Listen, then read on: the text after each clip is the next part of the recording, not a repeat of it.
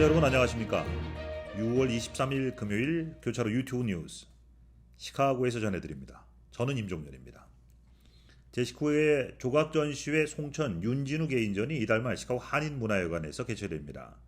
전시회는 6월 30일 금요일부터 7월 12일까지 열리며 7월 1일 토요일 오후 5시부터 7시까지 오프닝 리셉션을 실시합니다. 이번 전시회는 2030년 부산 엑스포 유치를 기원하고자 부산에서 활동하는 윤진우 조각가가 한인문화회관에 초청을 받아 진행됩니다. 이번 전시에서는 한국의 문화와 역사를 반영한 윤진우 조각가의 작품을 현대적 작품으로 선보입니다. 한국 전역의 다양한 토템 기둥으로 알려진 조각가는 많은 예술 매체에서 넓은 범위를 가지고 있습니다. 한국 미술의 새로운 시각을 제시할 특별한 컬렉션을 만나볼 수 있습니다. 전시회는 20여 점의 작품이 전시되며 조각 공예 및 단청 물감 풍속화, 치미 조각, 수막새 등 한국적인 아름다움을 보여줄 계획입니다. 또한 윤진우 조각가가 시카고에서 직접 깎아 만든 장승을 한인문화회관 입구에 전시할 예정입니다. 정장학회가 제9기 장학생 20명을 선발했습니다. 정장학회는 한국의 한 독지가의 후원으로 시카고 및 미주 한인 청소년들의 꿈과 희망을 응원하기 위해 장학금을 지급하고 있습니다. 코로나로 인해 지난 3년간 잠시 장학생 모집을 미뤄왔지만 정장학회는 미주 한인 청소년들의 꿈을 잊지 않고 있었습니다. 이에 따라 모집 대상을 시카고 일원 거주에서 미주 전체로 확대했으며 인원도 15명에서 20명으로 늘렸습니다. 장학생은 시카고 및 한국의 장학위원들이 공동으로 선발합니다. 선발된 장학생에게는 각각 $2,000의 장학금을 지급합니다. 정장학회는 환경에 굴하지 않고 도전 의식과 꿈을 갖고 미래를 위해 달려가는 학생들에게는 횟수에 관계없이 장학금을 계속 지원할 계획입니다. 한편 정장학회는 오는 6월 24일 노스브룩 힐튼 호텔에서 장학금 수여식을 갖습니다. 선발된 장학생은 수여식에 반드시 참석해야 하며 부득이한 사정으로 참석이 어려울 시에는 사유서 제출 및 대리인 참석함을 원칙으로 합니다. 장학생들에게는 개별 통지했으며 정장학회 웹사이트에서 확인할 수 있습니다. 시카고 아버지 합창단이 아버지 날을 맞아서 지난 18일 일요일 오후 윌링 소재 시카고 한인 연합감리교회에서 제8회 정기 연주회를 개최했습니다. 팬데믹 사태로 중단된 지 약 3년 만에 열린 이날 연주회는 더운 날씨임에도 300여 명의 관객이 모여서 아버지들의 멋진 화음을 감상했습니다. 총 5무대로 이루어진 이날 연주회는 첫 무대에서 아버지 합창단의 신귀복 작곡 아내에게를 시작으로 우리 귀에 익은 여러 가곡, 선가곡과 함께 특히 한국 최고 인기 가수 임영웅의 별빛 같은 나의 사랑을 불러 큰 갈채를 받았습니다. 이어 우정 출연한 어머니 합창단의 시원한 여름 동요 모음과 나의 찬양 노래, 그리고 아버지 합창단과 어머니 합창단의 혼성 합창 무대로 사랑의 노래, 만 등 감미로운 가곡들이 계속 연주됐습니다. 매년 6월에 정기 연주회를 개최 예정인 아버지 합창단은 오디션 없이 수시로 단원을 모집하고 있습니다. 연습 시간은 주 1회, 매주 월요일 오후 7시 30분, 미로키길 가나안교회에서 갖습니다. 브랜든 존슨 시카고 시장은 멜론 재단이 시카고 기념비 프로젝트에 $680만 지원할 것이라고 발표했습니다. 이 프로젝트는 8개 새로운 기념물을 건립하는 것을 목표로 하며 일부는 영구적으로 또 일부는 임시적으로 건립될 예정입니다. 계획된 기념물에는 시카고 고문 정의 기념관, 조지 워싱턴 기념 개입, 마더 존스 기념비, 마할리아 잭슨 기념비, 필센 라티나 역사 기념비 등이 있습니다. 시 지도자들은 역사적으로 배제되거나 과소 대표되었던 사람들을 대표하는 것이 목표라고 말했습니다. 잔슨 시장은 시카고의 기념비와 기념물은 단순한 공공예술을 넘어서 이 위대한 도시의 가치, 역사, 비전을 직접적으로 말해준다라고 전하며 멜론 재단이 시카고 기념비 프로젝트에 대한 지원과 노동, 민권, 인종, 정의 및 시카고의 다양성을 대표하고 역사를 기리며 시카고의 이야기를 전하는 기타 분야에 대한 문화 작품을 제작해 주신 데 대해 감사드린다고 덧붙였습니다. 멜론 재단은 미국에서 가장 큰 자선 재단 중 하나이며 교육, 예술 및 문화를 지원하는 데 헌신하고 있습니다. 재단은 이전에 시카고의 여러 다른 프로젝트에 자금을 지원했으며 이번 기념비 프로젝트에 대한 지원은 재단의 의지를 보여주는 것입니다.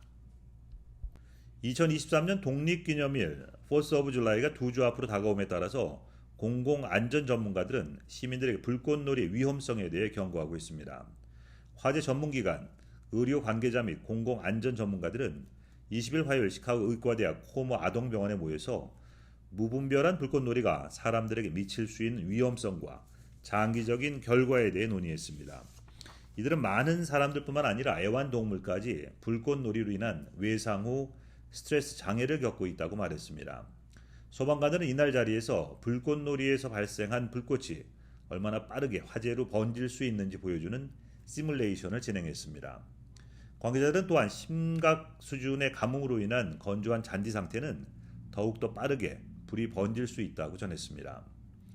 일리노이 소방국에 따르면 2022년 4th of July 부적절한 불꽃놀이 사고로 20명의 절단 사고가 발생했습니다. 의학 전문가들은 불꽃놀이를 진행할 시에 양동이에 물을 가득 받아놓거나 물을 틀 수 있는 호수를 가까이에 두라고 조언했습니다. 또한 상황을 통제할 수 없을 경우 911에 전화할 것을 당부했습니다. 미디어 기업 포브스가 최근 2019년 이후 처음으로 세계에서 가장 부유한 사람들의 명단을 발표했습니다. 포브스 발표에 따르면 지난 미국 내 3개 주 알래스카, 델라웨어, 웨스트버지니아를 제외한 모든 주에 억만장자가 있습니다. 주별 가장 부유한 사람들 중 일리노이 주의 가장 부유한 사람보다 젊은 사람은 없었습니다. 일리노이 주에서 가장 부자는 36살 루카스 윌튼으로 그의 할아버지는 월마트를 설립한 샘 웰튼입니다. 루카스 윌튼의 추정 순자산은 약 210억 달러입니다. 헤지펀드 업체 시타텔의 CEO 캔 그리핀은 약 350억 달러의 순자산으로 한때 일리노이 주에서 가장 부자였지만 2022년 일리노이를 떠나 플로리다로 향한 후에 플로리다 주에서 가장 부유한 사람이 됐습니다. 일리노이에서 주택을 구매하기 가장 적합한 장소에 스프링필드가 꼽혔습니다.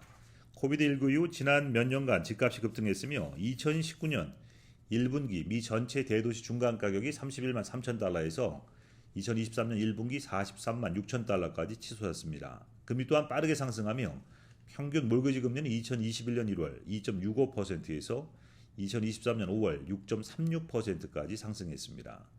데이터 분석 사이트 월렛허브는 최근 미국 내 300개 대도시를 대상으로 주택을 구매하기 좋은 도시 순위를 발표했습니다. 순위는 주택 가격 및 유지비용, 생활비, 재산세, 보험료, 공실용 등 10가지 지표를 이용해 매겨졌습니다.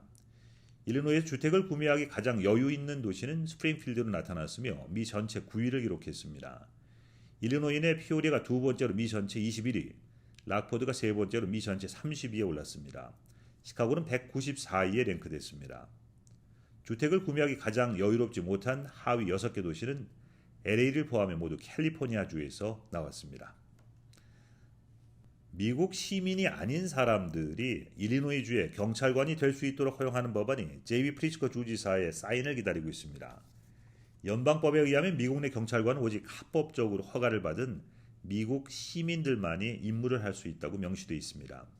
하지만 새롭게 발의된 일리노이주 하원 3751 법안에는 이민자들이 경찰관 및 쉐리프로의 활동 허용되도록 명시되어 있습니다. 경찰관 이외에도 미국 이민자 및 비시민권자들은 자격 요건을 갖출 시에 의료 종사자 및 군인이 될 수 있습니다. HB 3751 조항은 이미 일리노이 주 상하원을 모두 통과했습니다. 브리츠커 주지사는 해당 법안에 대해 6월부터 3개월 이내에 서명 여부를 결정하게 됩니다. 먹타운 지역 웨스턴 애비뉴 블루라인 CTA 인근 공터에 44개 유닛 아파트먼트가 들어섭니다. 1868에서 1878 미로키길에 위치하게 될 새로운 아파트는 스튜디오, 원베드, 투베드 유닛으로 구성됩니다. 시카고 시의회는 해당 아파트 건설 개발을 21일 승인했습니다. 시에 제출된 건설 계획에 따르면 1층에는 약 3,000 스퀘어핏 규모의 상업용 공간과 22개의 실내 주차 공간이 포함됩니다. 또한 전체 유닛의 20%에 해당하는 유닛은 시의 요구사항을 충족하는 저렴한 가격으로 렌트비가 형성될 예정입니다. 아파트는 웨스턴 애비뉴 블루라인 CTA역에서 불과 한 블록 떨어진 곳에 있습니다.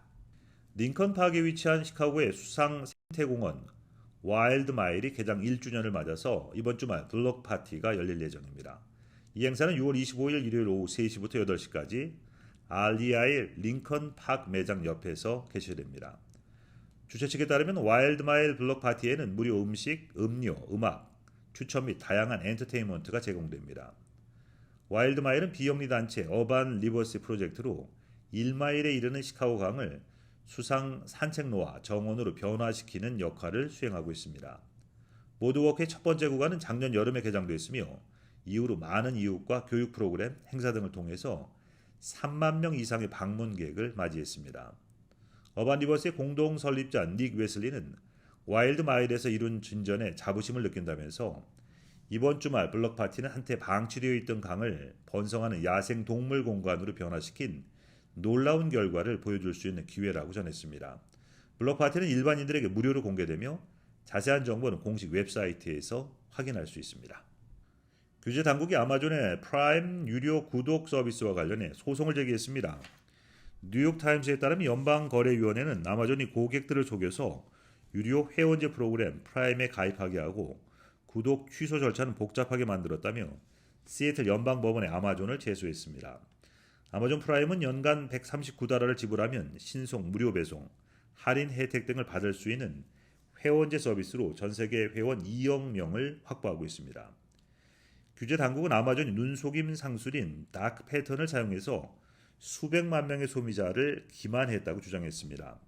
아마존이 가입은 쉽게, 구독 취소는 복잡한 절차로 어렵게 만들어서 고객을 기만했다는 주장입니다. 리나칸 위원장은 성명에서 아마존은 고객의 동의 없이 구독을 선택하도록 유도해서 고객들을 실망시키고 상당한 비용을 지불하게 했다고 지적했습니다. 이 아마존도 성명을 내서 FTC의 주장과 법적 근거는 모두 잘못됐다면서 우리 고객들이 간편하게 프라임에 가입하고 취소할 수 있도록 명확하고 간단하게 설계했다고 반박했습니다. 아마존은 FTC가 사전 동의 없이 소송을 제기했다면서 이 일에 대한 논의가 오가는 와중 소송을 걸었다고 비판했습니다. 이상 6월 23일 보내드린 교차로 뉴스 마치겠습니다. 시청해주신 여러분 고맙습니다.